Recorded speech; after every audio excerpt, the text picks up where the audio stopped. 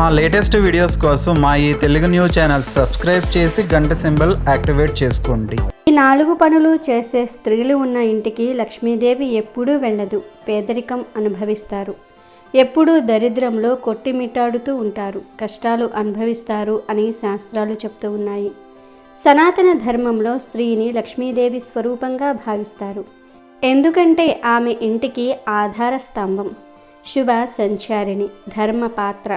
అయితే కొన్ని చెడు గుణాలు గల స్త్రీలు ఇంట్లో ఉంటే ఆ ఇంటికి ఐశ్వర్యం రావటం కష్టమని పురాణాలు చెప్తూ ఉన్నాయి. కేవలం ధనలాభమే కాదు, ఒక ఇంట్లో శాంతి, ఆరోగ్యము, సంతోషము ఉండాలంటే స్త్రీ కొన్ని తప్పులు చేయకూడదు. ఒకసారి శ్రీకృష్ణుడి దగ్గరకు నారదుడు వచ్చి, ఓ ప్రభు, లక్ష్మీదేవి ఇంట్లో ఉండాలంటే స్త్రీలు ఎలాంటి పనులు చేయకూడదు? స్త్రీలు ఏ పనులు చేయటం వలన లక్ష్మి ఇంట్లో నిలవదు? ఈ రోజుల్లో చాలామంది ఇళ్లల్లో పేదరికము, దరిద్రం తాండవిస్తుంది. దానికి కారణం ఏమిటి? దయచేసి ఈ ప్రశ్నకు సమాధానం చెప్పండి అని అడిగాడు నారదుడు. అప్పుడు శ్రీకృష్ణుడు, ఓ నారదముని, మీ ప్రశ్నకు సమాధానం తెలుసుకోవాలనుకుంటే నేను మీకు ముందుగా ఒక కథ చెప్తాను. కానీ ఈ కథను వినాలంటే ఒక షరతు ఉంది. అదేమిటంటే ఈ కథను ప్రతి ఒక్కరూ కూడా పూర్తిగా వినాల్సి ఉంటుంది. పూర్తిగా విన్నవారికి సకల ఐశ్వర్యాలు, ఆ లక్ష్మీదేవి యొక్క అనుగ్రహంతో సిరి సంపదలు, అష్టైశ్వర్యాలు, భోగభాగ్యాలు కలుగుతాయని స్వయంగా విష్ణుమూర్తే నారదుడు వారితో చెప్పారు. అలాగే ఎవరైతే పూర్తిగా ఈ కథను వింటారో వారికి సర్వ పాపాల నుండి విముక్తి దొరుకుతుంది అని చెప్పి శ్రీకృష్ణుడు కథను చెప్పటం మొదలుపెట్టాడు. ఫ్రెండ్స్, ఈ వీడియోలోకి వెళ్లే ముందు కామెంట్ బాక్స్లో జై శ్రీకృష్ణ అని కామెంట్ చేయటం మర్చిపోవద్దు. అలాగే ఈ వీడియోకి ఒక లైక్ కొట్టండి. మా ఛానల్ని కూడా సబ్స్క్రైబ్ చేసుకుని మాకు సపోర్ట్ చేయండి. ఎందుకంటే మాకు మీ సపోర్ట్ చాలా అవసరం. ఆ కథలోనికి వెళ్తే, పూర్వం ఒక గ్రామంలో ఒక చిన్న కుటుంబం నివసిస్తూ ఉండేది. ఆ ఇంటి యజమాని పేరు రాఘవుడు, అతని భార్య సరోజ. వారికి 2 పిల్లలు ఉన్నారు. రాఘవుడు ఒక చిన్న వ్యాపారి. అతని వ్యాపారం ఒకప్పుడు బాగా నడిచేది, కానీ గత కొన్నేళ్లుగా ఏమాత్రం లాభం రావటం లేదు.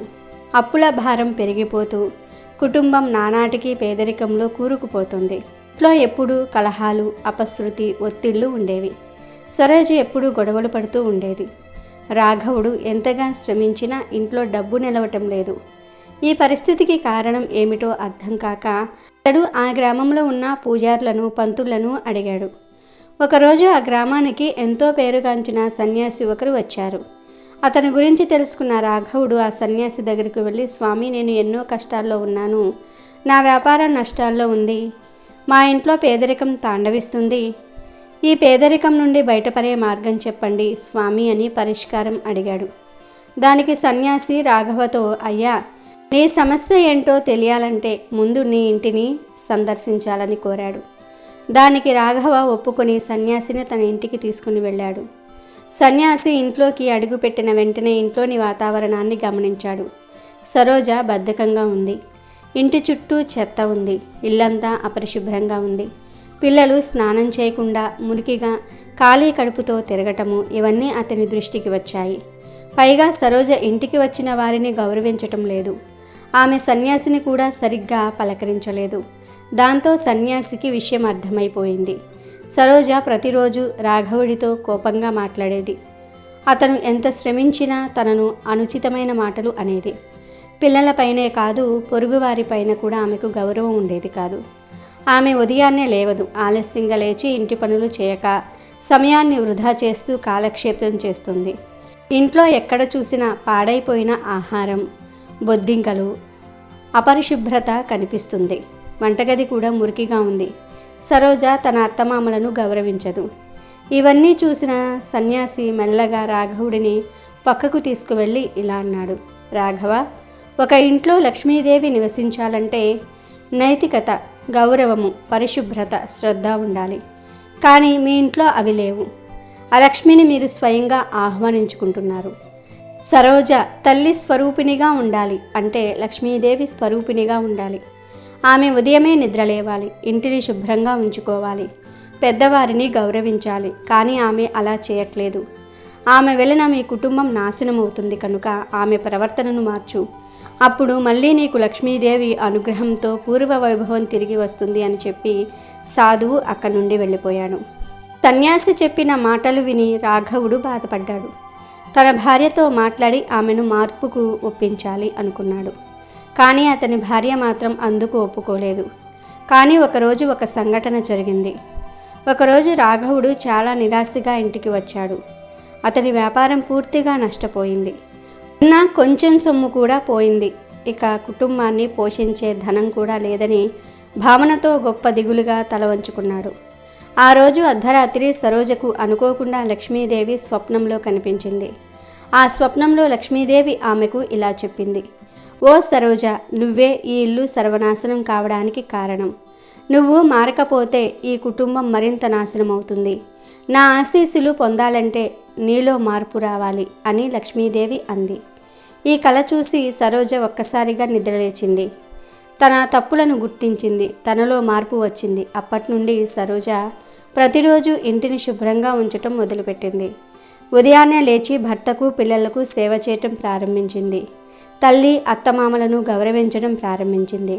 ఇతరులతో గౌరవంగా ప్రవర్తించడం అలవాటు చేసుకుంది. ఇంట్లో శుభ్రత, పూజలు, మంచి సంస్కారాలను అలవాటు చేసుకుంది. ఆమె మారటం వలన మెల్లగా ఇంటి వాతావరణం కూడా మారింది. పిల్లలు సంతోషంగా మారారు. రాఘవుడికి వ్యాపారంలో మళ్ళీ మంచి లాభాలు రావటం ప్రారంభమైంది. ఆర్థికంగా కుటుంబం మెరుగుపడింది. కాబట్టి నారద, ఇంటి గృహిణులు లక్ష్మీదేవి అనుగ్రహం కోసం తప్పక ఈ నియమాలు పాటించాలి. హిందూ శాస్త్రాలలో గృహిణిని నడిచే దేవత అని చెప్తూ ఉంటారు. ఆ గృహిణులు కొన్ని పనులు చేస్తే ఇంటికి ధనలక్ష్మి దూరం అవుతుంది. పేదరికము, దురదృష్టము నెలకొంటాయి. మొదటిగా, దేవతలను, తల్లిదండ్రులను గౌరవించని స్త్రీలు ఉండే చోట లక్ష్మీదేవి అస్సలు ఉండదు. ముఖ్యంగా ఏ స్త్రీ అయితే తల్లిదండ్రులను, అత్తమామలను అవమానిస్తుందో, వారిని చిన్నచూపు చూడడం, వారి మాట వినకపోవటం వంటి పనులు చేస్తుందో అలాంటి స్త్రీ ఉన్న ఇంటికి లక్ష్మీదేవి దూరంగా ఉంటుంది అని శ్రీకృష్ణుడు నారదుడికి చెప్పాడు. అంతేకాదు నారద, ఏ స్త్రీ అయితే చీపురును కాళ్ళతో తొక్కుతుందో ఆ ఇంట్లోకి లక్ష్మీదేవి ఎప్పుడూ రాదు. చీపురు శనిదేవుడి ఆయుధం. అలాంటి చీపురును కాళ్ళతో తొక్కితే లక్ష్మీదేవి కాదు, దరిద్ర దేవత ఇంట్లోకి వస్తుంది. మన శాస్త్రాలలో ప్రతిదానికి ఒక ప్రత్యేక స్థానం ఇచ్చారు. చీపురుకు కూడా ప్రత్యేక స్థానం ఇచ్చారు. అందుకే చీపురుకు ఇవ్వాల్సిన గౌరవాన్ని చీపురుకు ఇవ్వాల్సిందే, లేదంటే కోరి కష్టాలు కొని తెచ్చుకున్నట్లు అవుతుంది. కాబట్టి చీపురును గౌరవించాల్సిన అవసరం ఎంతైనా ఉంది. కనుక లక్ష్మీదేవి మీ ఇంట్లో ఉండాలంటే చీపురును కాళ్ళతో తొక్కకండి. తొక్కితే లక్ష్మి మీ ఇంటికి రాదు అని శ్రీకృష్ణుడు నారదుడికి చెప్పాడు. ఇక మూడవ విషయం ఏమిటంటే, ఎవరైతే ఇంట్లో శుభ్రం పాటించారో వారి ఇంట్లో ఎప్పటికీ లక్ష్మీదేవి అడుగు పెట్టదు. ఎప్పటికప్పుడు ఇంటిని శుభ్రం చేసుకుని నీట్గా క్లీన్గా ఉంచుకోవాలి. అలాంటి వారి ఇంట్లోనే లక్ష్మీదేవి నిలిచి ఉంటుంది. ఇక నాలుగవ అంశం చూద్దాం. కొంతమంది స్త్రీలు చేతికి వేసుకున్న గాజులు పొరపాటున పగిలితే ఆ గాజు ముక్కలను డస్ట్బిన్లో వేస్తూ ఉంటారు. కానీ అలా డస్ట్బిన్లో గాజులు వేస్తే నిత్యం పేదరికం అనుభవిస్తారు. లక్ష్మీదేవి మీ ఇంటికి రాదు అని పెద్దలు అంటూ ఉన్నారు. మరి అలా పగిలిన గాజు ముక్కలను ఏం చేయాలంటే, ఎక్కడైనా సరే చెట్టు మొదట్లో పాతిపెట్టాలి. అప్పుడే లక్ష్మీదేవికి కోపం రాకుండా ఉంటుంది. మన ఇంట్లో ఉండే ప్రతి వస్తువు ముఖ్యమైనదే. ఎవరైతే ఇంట్లో తలుపులు గట్టిగా ధబాలుమని వేస్తారో లేదా మూసేస్తారో వారి ఇంట్లో లక్ష్మీదేవి ఎప్పటికీ నిలవదు. అసలు అలాంటి ఇంట్లోకి లక్ష్మీదేవి రానే రాదు. తలుపులు ధబాలుమని వేస్తే లక్ష్మీదేవికి కోపం వచ్చి బయటికి వెళ్ళిపోతుంది. కనుక తలుపులను పెద్ద శబ్దం లేకుండా నిదానంగా వెయ్యాలి. ఎవరైతే ఇంటిని, ఇంట్లో ఉన్న వస్తువును జాగ్రత్తగా చూసుకుంటూ ఉంటారో అలాంటి వారి ఇంటికి ఎల్లవేళలా లక్ష్మీదేవి కటాక్షం ఉంటుంది. అలాగే ఇంట్లో ఉండే స్త్రీ ఇంటి గుమ్మం దగ్గర కూర్చొని భోజనం చేస్తే ఆ ఇంట్లో లక్ష్మీదేవి ఉండదు. ఇలా గుమ్మం దగ్గర కూర్చొని తినటం అశుభం అని హిందూ పురాణాలు చెప్తూ ఉన్నాయి. ఇదే కాదు, అవసరం లేకపోయినా అనవసర ఖర్చులు చేయటం కూడా లక్ష్మీదేవి నిలవకపోవడానికి ప్రధాన కారణం. ఇలాంటి వారి అందరి ఇళ్లలో కూడా దరిద్రం తాండవిస్తుంది అని శ్రీకృష్ణుడు నారదుడికి చెప్పాడు. కాబట్టి స్త్రీలు ఈ నియమాలు పాటించండి. లక్ష్మీదేవి మీ ఇంట్లో ఉండాలంటే తప్పకుండా ఈ పనులు చేయకుండా జాగ్రత్తగా ఉండండి. అమెజాన్లో బెస్ట్ డిస్కౌంట్స్ కోసం వీడియో డిస్క్రిప్షన్లో లింకు ఉంది, చూడండి. అలాగే మా టెలిగ్రామ్ ఛానల్ సబ్స్క్రైబ్ చేసుకోండి.